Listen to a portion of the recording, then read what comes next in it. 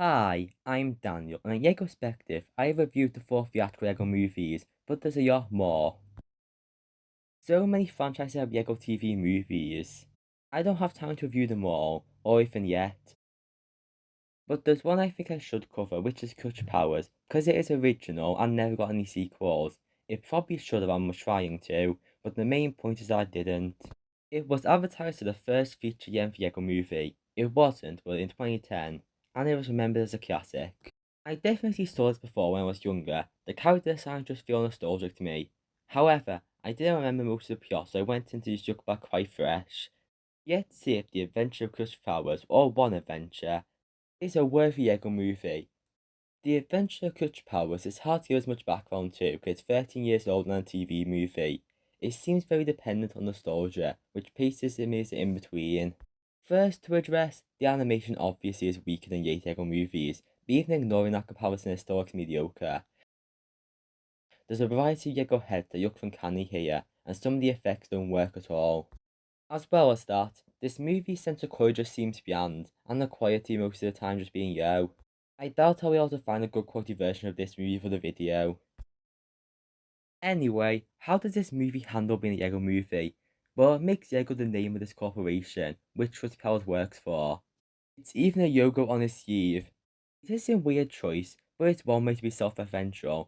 There is jokes about hand, hair, and legs being removable, and moments of building. It remembers its Lego enough. There's no message about Lego or grand meaning, but it does get the Lego feel that I like. Now that I've been through that, how is this movie's story? There's an opening lead-in, followed by Clutch driving around in a very 2000 feel with the music choice.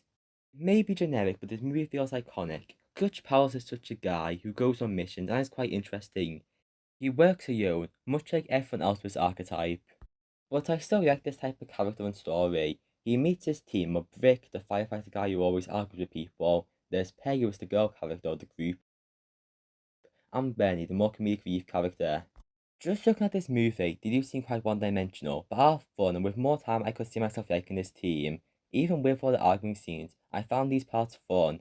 They go to space for a bit, and some criminals escape. One of which being an evil wizard who looks like Sensei Wu turned to the dark side.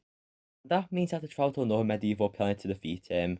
While there, Clutch splits off from the rest, which is strange when you want to introduce the group and Clutch not working alone. Separating the cast just seems like a weird story decision. The evil wizard also sends skeletons to follow Clutch, but he finds a troll on the bridge to help him. The mission was to look for the prince, but he is not a fighter and angry, but he changes his mind off screen. Also, the other three of the group are doing something too, it doesn't really matter. I kind of like the medieval battle and the arc of the prince and Clutch's father. However, I wish there was more of a spy movie spoof. I think that genre would best fit this character. The story doesn't merge well with the introduction. I see where the writer is coming from and why so many like this movie, but I found it just okay. It seems to make a weak start, and sequels to a show might have improved it, but that never happened despite feeling set up.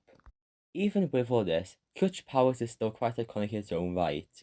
I also found out this character apparently appears in the 80th season of Ninjago, so that's something I guess.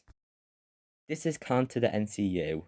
In conclusion, this movie is far below the two Lego movies and Lego Batman movie, but it's still quite fun to be had with it.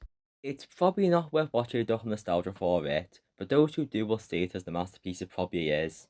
For now, I'm done with all videos in Legospective. It's weird that this series is now a year old. I will start going through Ninjago Masters of Spinjitzu. I'd be excited to get to and discuss parts of the show, and maybe get on to past season 8.